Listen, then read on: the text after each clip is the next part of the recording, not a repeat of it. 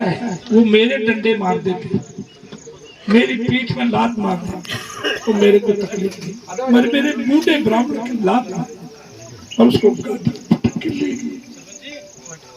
भगवान को अपनी दुख की दुख नहीं होता है, परंतु अपने सेवक के लिए दुख होता है। वो अपने बच्चों को छोड़ करके, ऐसे बच्चों को छोड़ करके जी आप एक संत की इतनी आत्मा दुखी करी है, उसको भी दुखी हो जाएंगी। मैं कह रहा हूँ दवाई से ये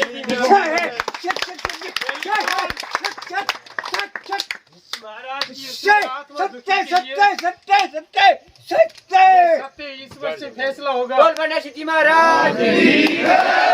दुखी हूँ, इसकी पूजा नहीं हो रही है। इसकी पूजा मेरे अंदर जो रोना आता है मुझे, इसकी पूजा नहीं करने दे रहे हैं और यहाँ ऐसा करने पर मुझे बाध्य कर रहे हैं कि मैं जो कलेक्टर साहब के यहाँ धरना दूं और मैं कहना चाहता हूं जो भी हमारी इस खबर को देखे वो इसको इतना शेयर करो ताकि वन मंत्री से लेकर यूडीएच मंत्री से लेकर भजनलाल सरकार तक ये बड़ा सवाल उठता है कि साधु संतों को इस प्रकार रोना आ रहा है।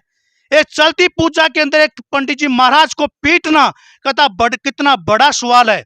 मुझे खुद अपने आप को रोक नहीं पा रहा हूं। सच्चाई तो सच्चाई रहेगी ना।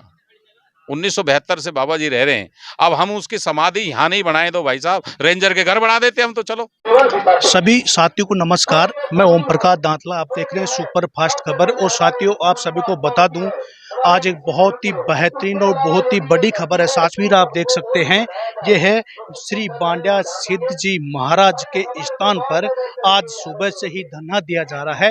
इसमें आप देख पा रहे हैं यहाँ पे आसपास के साधु संत भी मौके पर मौजूद हैं।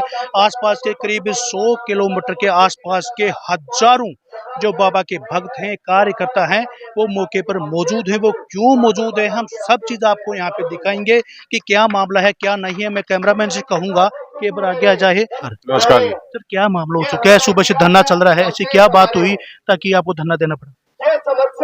अरे भाई साहब, धरना तो हमने 4-5 दिन पहले आए थे, तो बातचीत हुई यहाँ पे। तो वैसे तो प्रकरण तो ये 5-6 महीने से चल रहा है, लेकिन बाबा जी हमारे यहाँ पहले देहांत हो गया उनका, तो उसको लेके बाबा जी बलदेव दास जी ने समाधि के लिए तैयारी करवाई।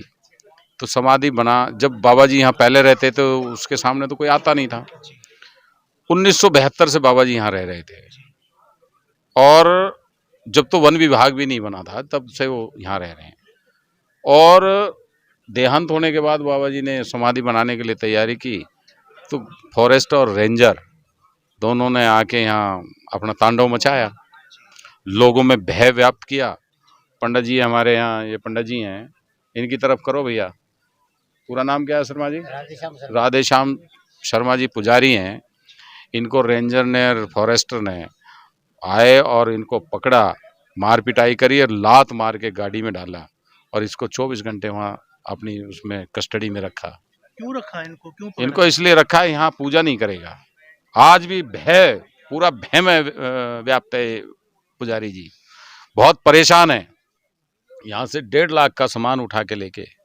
अब ये बताओ, आज हमारी जगह हम ही यहाँ रह रहे हैं और हमारे ही बाबा जी खत्म हो गए और उनकी हम समाधि भी नहीं बना सकते उस जगह जहाँ उसने पूरी जीवन यहीं अपना त्याग दिया हो, व्यतीत किया हो। तो कहा जाता है कि भाजपा सरकार तो लगातार ये कहती रहती है कि हमें धार्मिक को बचाया जा रहा है, कि धार्मिक स्थानों को काफी बढ़ावा दिया जा रहा है। यहाँ तो बिल्कुल उल्टा दिखाई दिया। बात बिल्कुल आपकी सही है, लेकिन मैं उनकी गलती इसलिए नहीं बता सकता क्योंकि बाबा जी वन मंत्री से मिले थे। उन्होंने बहुत ही शालीनता से और जो रेस्पेक्ट बाबा जी को दिया और जो बाबा जी को एक सांत्वना दी, वो काबिल तारीफ है। जो भी फिलहाल जमीन है अभी बात कर रहे हैं, तो ये वन विभाग की है या फिर कोई सवाई चक्की? मुझे आप ये बताइए, 1972 में बाबा जी यहाँ रह रहे हैं और 1972 में वाइल्ड लाइफ वन विभाग बना था। 1980 में ये संरक्षण जो आज ये फॉरेस्टर रेंजर और ये घूम रहे हैं ना, 1980 में ये बना था। 1985 में वन विभाग का मंत्री बना था। तो आप ये बताइए 1972 से बाबा जी रह रहे हैं। वन विभाग का जन्म 1980 में हुआ है, तो गलती किसकी है? आगे आपको सीधा लेके चलते हैं। यहाँ पे पंडित जी महाराज है, उनको मारा गया, पीटा गया, क्या ऐसा मामला है पंडित जी? कब की घटना है? ये 2.5-3 महीने पहले की घटना है। जी जी मैं यहाँ पट्टी पे बैठा था, मैं पूजा की सेवा करके। जी जी आगे पिकअप आई, मैंने कहा कोई सामान आया है अपना, पिकअप में महाराज जी ने भेजा है। मैं बैठा रहा, पिकअप यहाँ समाधि के पास आकर के रुक गई। पीछे से 5 मिनट बाद में 6 गाड़ी आ गई एकदम से ही, और पट्टी की चौतरफा लगा देनी गाड़ियों को। मैं भाग भी नहीं सकता। रेंजर बोला, अरे मादर चौथ, तेरे को मैं कितनी दफ़ा कह गया, 2 दफ़ा 3 दफ़ा कह गया, तो फिर भी मेरे को यहीं मिल रहा है। बोला पटको रही इसको अंदर साड़ी गाड़ी में। तो वो दूसरा बोला, साहब क्यों खड़ा है? मेरे को, मैं खड़ा हो लिया। मेरे एक तुम्हारी डंडे की पीछे से मैं गाड़ी के पास ले आया, मेरे को घसीट करके। मैं गाड़ी में एक पैर तो मेरा डाले के अंदर और एक बाहर, पीछे से लात मारी। मैं अंदर ऐसा कैसा सीट में जाके भिड़ा जा करके अंदर। बस गलती यही थी कि आप पूजा कर रहे थे। मैं सिर्फ पूजा ही सेवा कर रहा था और कुछ भी नहीं। मैंने कहा मैं पूजा सेवा ही तो करता हूँ और क्या कर रहा हूँ। अरे बोले तो मेरा घर है, तेरा थोड़ी है, ये घर तो मेरा है। बाबा जी कब से रह रहे हैं? बाबा जी कब से रह रहे हैं? कोई बाबा जी नहीं है किसी यहाँ। मैंने कहा कैसे नहीं, बाटे सिद्ध महाराज जी रह गए, अब बजरंगदास जी रह गए। तो आपके कहने का मतलब कहीं ना कहीं गुंडागर्दी की?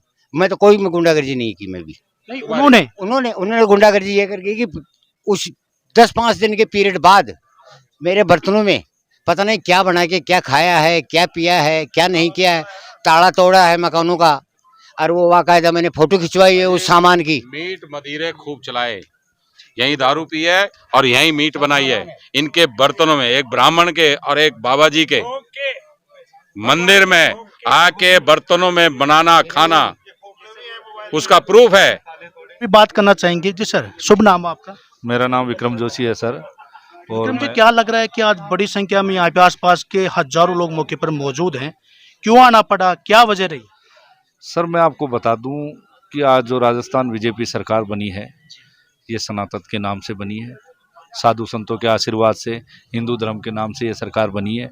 और मुझे आप बता दीजिए कि हिंदुस्तान में हिंदू धर्म में कहाँ ये लिखा हुआ है कि एक पुजारी को बालाजी की पूजा करने से रोका जाएगा।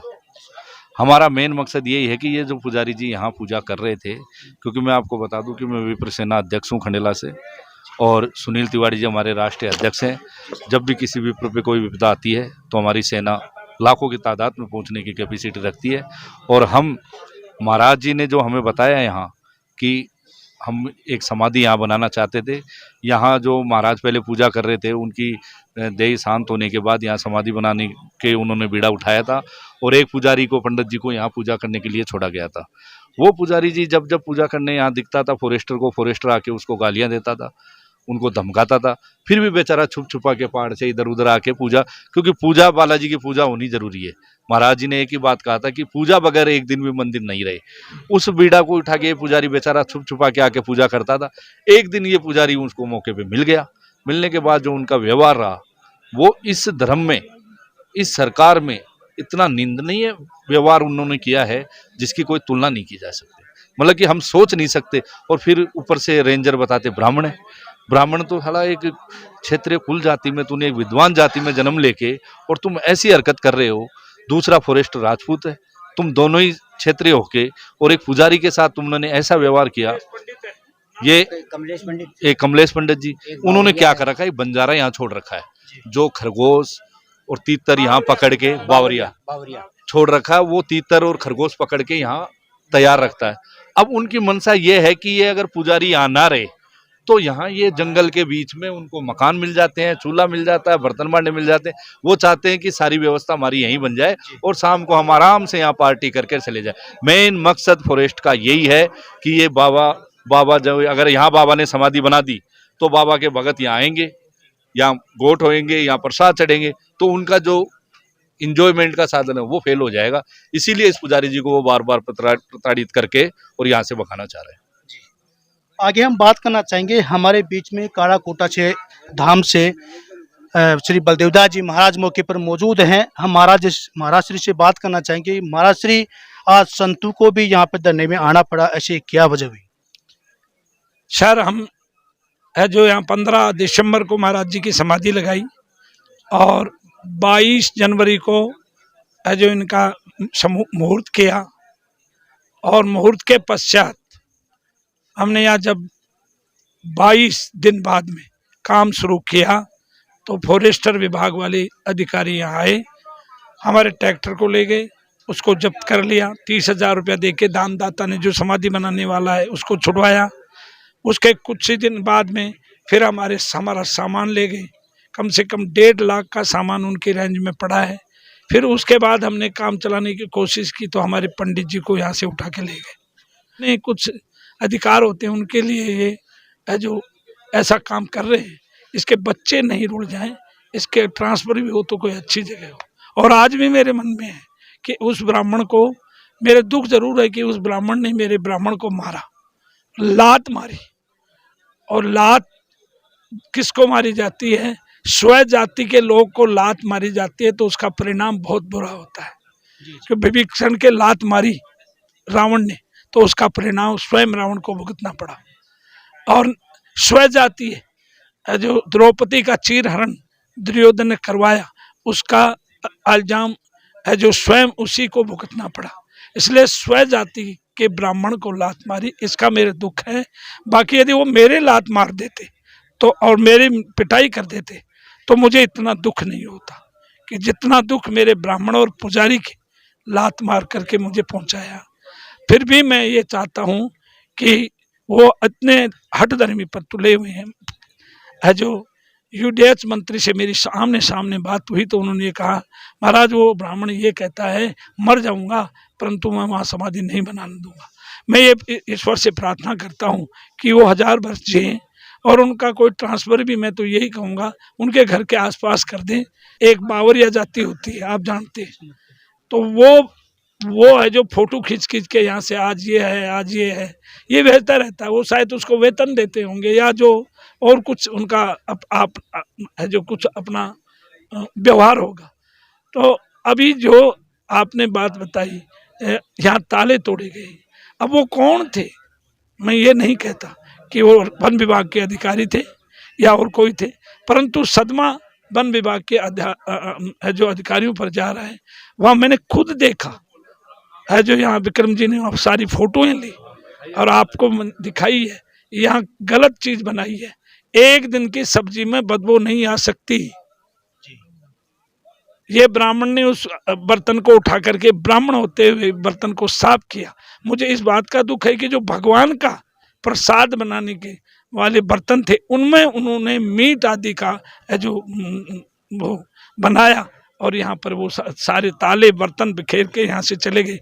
मैं ये नहीं कहता रंजर साहब ने किया या वनपाल ने किया या और किसी ने कहा, परंतु तांडव इतना मचा कि ऐसे है जो असामाजिक तत्व यहाँ आए और ये है जो ऐसा कार्य हुआ, ताले टूटे और बर्तनों को इधर उधर बखेर के चले गए।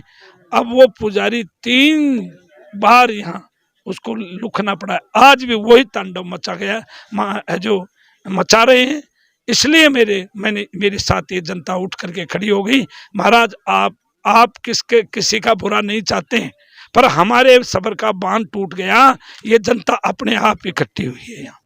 जय बोल बलदेव दास जी महाराज की जय। तो सनातन धर्म में पंडित जी महाराज को पूजा करते हुए उठाना मारना पीटना, इसके संदर्भ में कोई प्रशासन ने कोई रिपोर्ट दी है? इसके रिपोर्ट हमने इसलिए नहीं दी, उन्होंने सुन FIR दर्ज कराने के लिए है जो आपने अपने कौन थे रिपोर्ट देने वाले, रिपोर्ट भिजवाई हमने, ये कह रहे हैं। परंतु मैंने मेरी तरफ से इसलिए रिपोर्ट नहीं दी कि ये सरकार के विरुद्ध मामला जाएगा और सरकार कह रही है, हमारे को आश्वासन दे रहे हैं।